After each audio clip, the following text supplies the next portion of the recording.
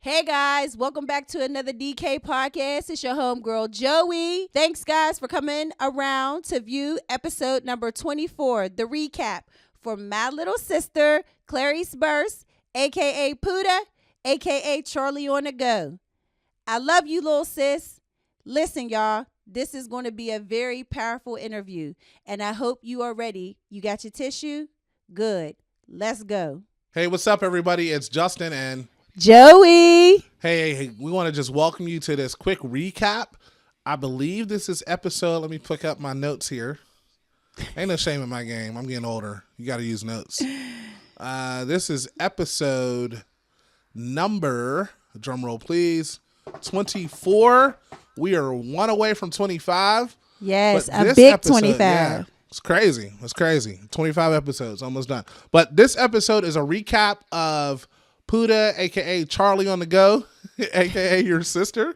So we're just gonna not run through it real quick, but just unpack that. That was a very significant episode for you and for your family. It's a big part of your healing journey.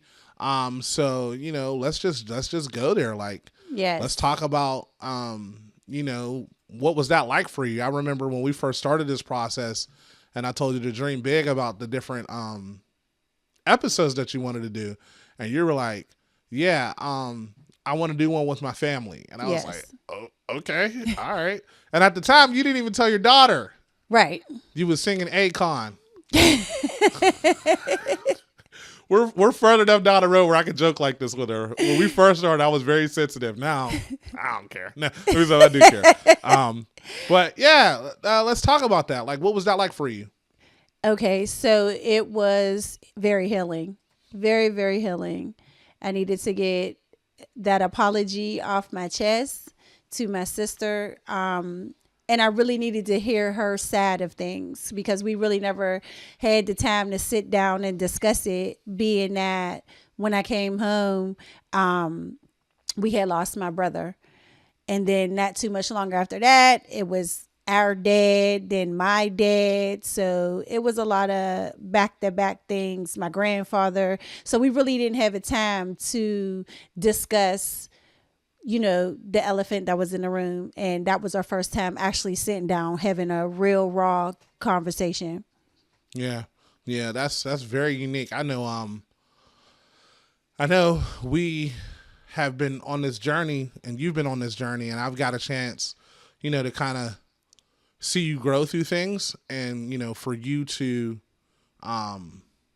take that time and be intentional about apologizing. I think that was very good for you, for your family, but I think also for the people that you are serving through Dreamcatchers, not just a podcast, but through the organization at whole. And apologies are very, very big deals. And absolutely. The one thing I've learned about you is you have a very strong justice call on your life, and apologies are a part of justice. And I've got a chance to see, you really work hard at that. I got a couple of different quotes from you here, just talking about the thing. So I love how you talked about specifically where you were talking about, and you just explained to her, like, look, because if you haven't watched the episode and you haven't heard Joey's testimony, she really didn't have any reason to sell drugs. I didn't. She was doing really well. I think you had 2 jobs. I Craig? did. You had 2 jobs, Craig? I did. And she shared that with her sister because her sister is not significantly younger, but she's younger in about a sense 7 of she years. really looked up to Joey. So, when Joey got caught doing what she needed to do and she had to come clean to her family, it was a big shock. So just talk about just that conversation before you went away, and like 2020's hindsight, looking back at that situation now, like what mindset does that put you in? Well, there really wasn't a conversation when I had to basically come to them and tell them what was going on. They kind of already knew because my cousin Frank, who was the sergeant down in the county, he had read them my charges and everything like that. So they kind of already knew what was going on before I had got released, the day that I got arrested. And I don't know. We don't really talk about stuff when it happens. I can't even explain it. I guess it's like what's understood doesn't need to be explained. Maybe. Yeah. No, I'm glad you said that. I purposely asked you that question because I think in this episode, this was the conversation that hasn't happened. Right. So you just said we don't talk about stuff, but you talked about it. And a lot of times when you have conflict, when you have hurt, when you have disappointment or whatever it is, when you don't talk about it, it actually doesn't help the situation. So right. I felt when we were there in that process, I felt the shift in y'all relationship. I felt the shift for you. It was like you said, it was finally something you can finally go, you know what I mean? Because it doesn't just help the other person, but it helps you. Absolutely. So, if there's somebody watching, specifically if they've been incarcerated and they need to have these talks, what would you say to them as they're listening to this or even pondering? Like, because sometimes, and I've learned this, my pastor's wife says, only God can unscramble eggs. Right. So it's like the mess up occurred, you went away, the trauma's there, and you can't fix it, but you can take steps to make it better. So if there's somebody listening to this, what would you say to them that would help them have this type of conversation with the people they need to have? Well, I would say the first thing to do is to put your listening ears on and give whoever you left the opportunity to express how they feel or how they felt. And then try to figure out how you can rectify the situation. Like you said, you can't change it, but you can build off of it. But you need to definitely come to an understanding where there's forgiveness and apologies put out there. And forgiveness is not always for the other person. Sometimes, a lot of times, you got to forgive yourself for the things that occurred. And once you forgive yourself, then you can move forward and have those conversations, those hurtful conversations. Because if you don't forgive yourself, you'll continue blaming yourself for hurting the people that was around you. And things are not always in your control. And guaranteed, for the most part, you weren't trying to hurt them. You didn't mean to hurt them. You were trying to do what was best for them, give them better opportunities, better ways to live. And, things happen. You get caught up. Yeah. Because even like what my sister was saying, I basically was spoiling her. Like, I was giving her everything, things that other children that she was going to school with couldn't have. And it wasn't just material stuff. It was like I was sending her to karate classes. We ain't never took no daggone karate growing up. And I don't want to make it seem like we ain't do nothing when I grew up, because when I was younger, she wasn't here. It was just me and my brother Will. So Will played football. Will played basketball. I did ballet. I think that was pretty much all that I did was dance. But then when my sister came along, I'm 7 years older than her. So when I was out here doing the things that I was doing, plus I was working, I was able to send her to play, to do cheerleading and do karate, like I said. And even at some point I had to send her to, I forget the name of the program, but it was like a tutoring program to help with her reading and stuff like that, because I wanted her to get better grades in school. So it wasn't that I was just using this money to blow or to make us look rich. I was trying to better us for our future, to be honest with you. It wasn't just about having fun. Now, don't get me wrong. I was having fun. Like, don't get me wrong. I was blowing money. I was having fun. But I was also doing other positive things with the negative money. Yeah. I've seen pictures of you at the name of the game. Remember you was in the storage unit? You was like, I was like, who are you?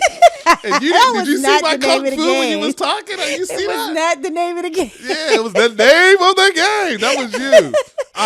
Did you see my kung fu? My kung fu? You didn't see my judo chops while you was talking? I see. When you go back and watch, just tell your sister I got her. Like if she don't got to worry about that, I can defend myself and defend other people. But it's funny you mentioned that because one of the things I have here in my notes was just some different things. And here's a direct quote. She said, "I felt like this was you. You were like, I felt like, what am I going to do with what am I going to do without my sister? Like." Do you know, like, she has to leave me? It was scary. Yeah, it was very scary. I didn't know what was going to happen. And she listed a lot of different things. So, things like she had to deal with bullying. So then she fought a lot, right? She talked about losing the confidant that you were and learning how to cope and different things like that. And I think this is why this was very important. There were other people that passed away. So we talked about you talked about Omar, you talked about how TJ, you talked about your brother. So there was a lot of things that happened in your life while you were away, but also life kept lifing and still happening in your sister's life. So I appreciate you just being vulnerable, both of you guys being vulnerable about that. And one of the things that was really cool was y'all talked about faith and family and like how important that is to you. So how would you describe how your faith and how your family has helped you? Because one of the things I thought was really interesting was that you didn't go away for a long time, but when your family did try to come visit you, you said, I think they only came once, or you told them not to come visit you, or what was that like? Talk to me about that dynamic and why you made that choice. First thing I just want to clear up, we didn't lose my brother until I came home. Yeah, until you came home. My bad. Sorry about that. That's okay. And so yes, as far as the visits go, they came to see me when I was in the county, and when they left, I was like, no, I don't want to do that ever again. And in my mind, I was only supposed to do 9 months. At least that's what the judge said. But I ended up doing 13 months. Nothing that I did wrong. It was just the process that I had to go through. It took a little bit longer than it was supposed to get me to boot camp. So they sent me to Muncie. That was the jail that you go to for the women where they classify you. They give you your status papers. They give you your exit date. They give you all of that. And so Muncie is very far from Pittsburgh. It's like by State College, which is like in the middle of PA or something like that. It's far. So I'm like, I don't want my mom and them taking that trip. Because I remember when we used to take that trip to go see my older brother, and when we took the trip to go and see my stepfather, and when we took the trip to go, when I took the trip to go and see my own father, them trips, they're a lot, you know what I mean? And I remember the one time when we went to go and see my stepdad, I forgot where he was at, but wherever he was at, it was snowing really, really bad. And it turned into like a blizzard. And my mom is not the best driver on the highway. So we had to pull over, and I wasn't of age to drive. So we sat for a little bit. And when we realized it wasn't clearing up, we had to turn around and come back home. And my mom is terrified of being on the highway. You know what I mean? So I didn't want to put that pressure on her to try to come and see me, because of course she would have came. So I just told them, like, don't even worry about it. And even when I moved from there and I went to Cambridge Springs, which is much, much closer, I still was like, I'm about to be home. Ain't no reason for y'all to come. I got 6 months left. By that time, I was getting ready to go to boot camp. So it was like, I got 6 months left. Like, I'll be home. And that's what happened. I came home in 6 months. I wasn't playing no game. I got up there. I did what I was supposed to do, and I came home. You asked me something about faith. What was your question?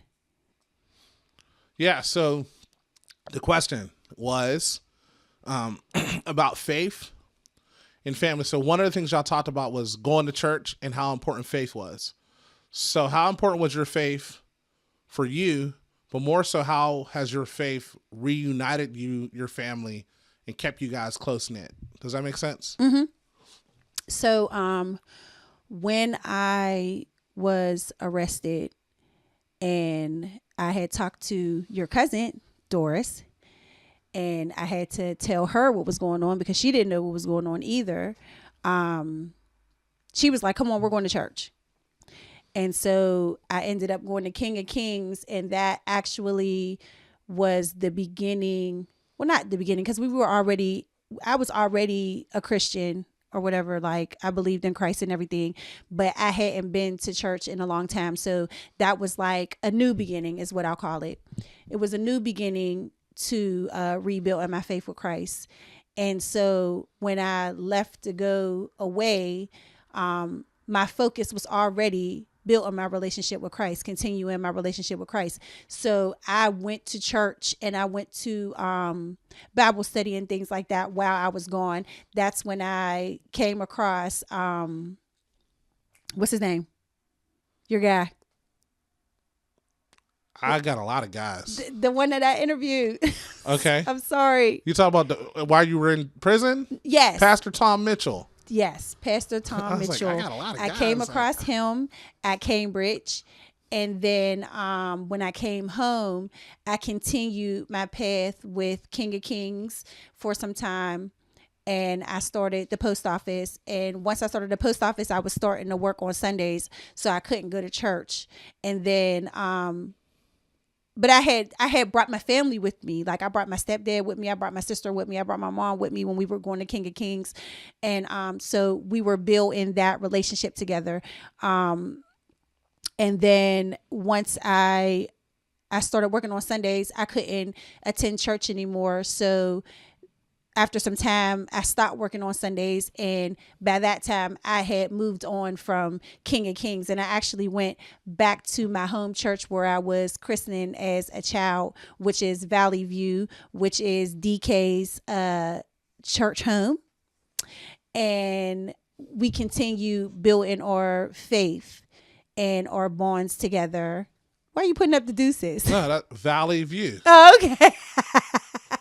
I thought you were saying peace to King of Kings. My bad. But you know what? You're not gonna get me in trouble. No trouble. So I'm just saying, end up at a healthy church. That's all I got for you. Hey, it is what it is, and I'm very appreciative that they, Pastor Chad and the elders opened up their arms and their hearts to me and my family and welcomed us back, and we've been there going strong ever since.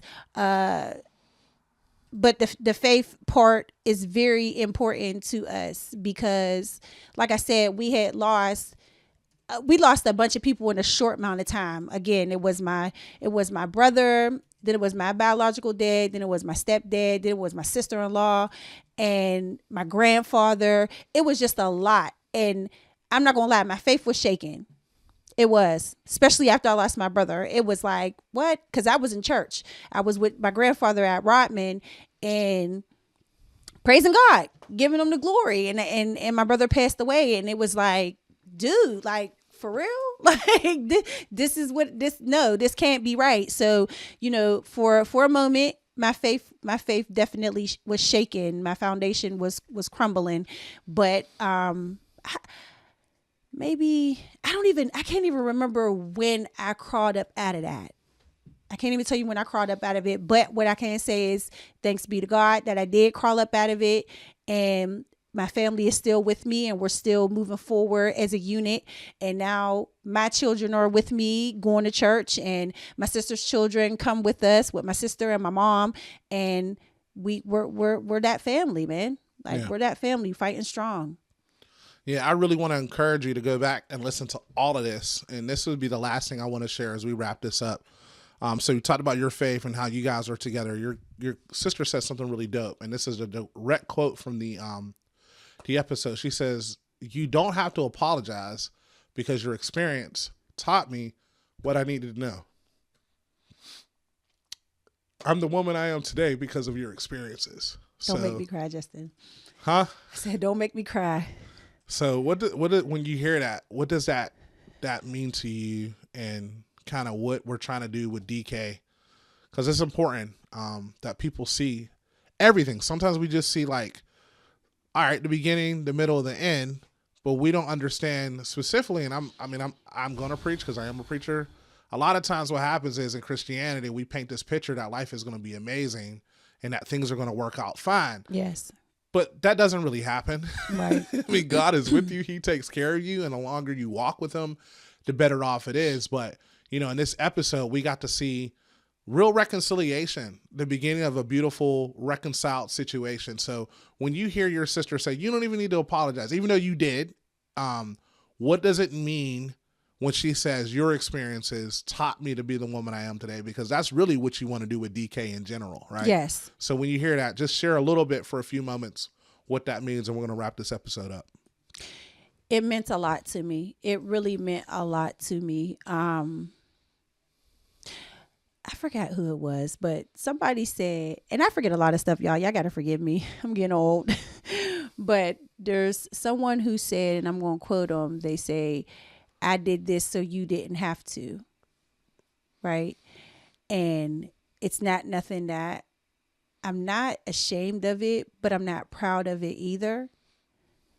But I am very grateful that I weathered the storm so that the people behind me can climb on my shoulders and get through with no problem, because I've been here. I've done that. You don't have to do it.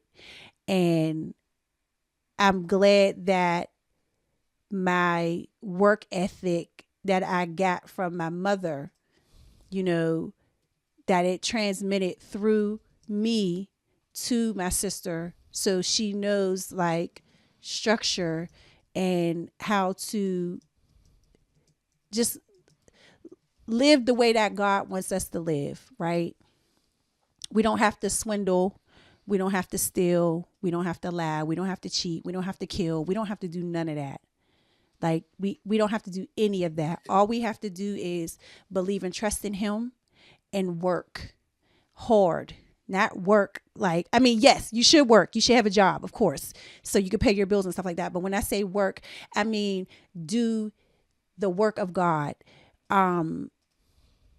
Help one another and just be there for each other, guide each other, give good advice. You know what I mean? And if you don't have good advice to give, then try to find the answer. You know, do your research to find the answer. Don't be afraid to say, I don't know. It touched me deeply when she said that, you know, she learned from my mistake, because that's really all that I can ask, so that she didn't follow the same footsteps of others. And I pray that my children learn from my mistakes. And I pray that the children that I take under my wing with DK, and the mothers that I take under my wing with DK, the families that I take under my wings for DK. And I pray that they also learn from my experience, my mistake, and not just my mistakes, but also learn from, you know, my achievements as well. Because just because I achieve something this way, you know what I mean? It gives me the opportunity to be able to give you a shortcut. You know what I'm saying? Like, you might not have to go the way I went. I might be able to tell you a different way to get there, because I seen that way once I got through. I'm like, oh, dang, you ain't got to cut through there. You could just go around here. Boom, you'll be there too. Yeah. You know what I mean? So, you know, learning from each other, man, it's important. And that's why conversations, you always say, communication saves the nation, and it's the truth. It's the truth. If you can be vulnerable, you can be honest, and you can be forthcoming, then, you know, things can always work out for the better. So I'm really glad that me and my sister was able to sit down and have that conversation. I would like to have my mom on if I can, you know, if she's willing to come on. I would love that. And, I'll pay you. Huh? I'll pay her.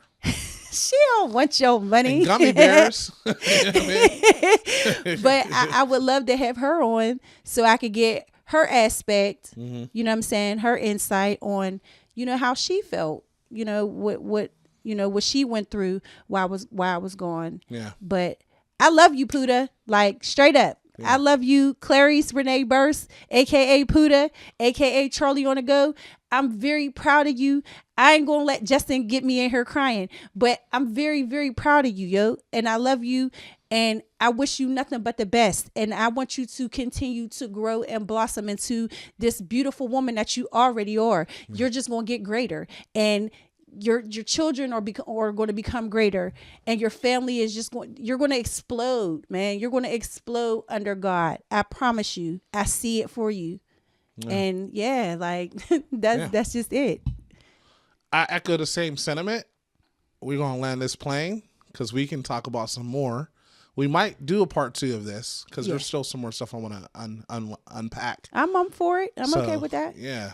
So thank you guys for watching this episode. It might be a 220, whatever it is, 0.2. We'll see.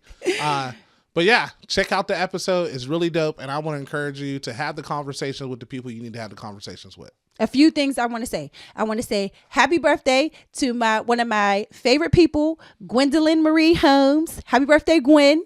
I want to say again, happy birthday to my daughter, Joelle, who will be turning 3. And what else happened today? You can look at the camera. I know. I'm trying to think. What else happened today? The Steelers won. Oh, yeah. That's the big thing, Yes. boy. We won. We won. We won, y'all. Yeah. And I hope y'all watched that game. We won. Yes. We're going to win the next meeting, too. Absolutely. Let's go. Let's go. Steelers, let's go. All right. That's it. All right, I love we'll see y'all. you guys next week. All right. Hey, guys. Thanks for stopping by to view episode number 24, the recap of My Little Sister, Poohda.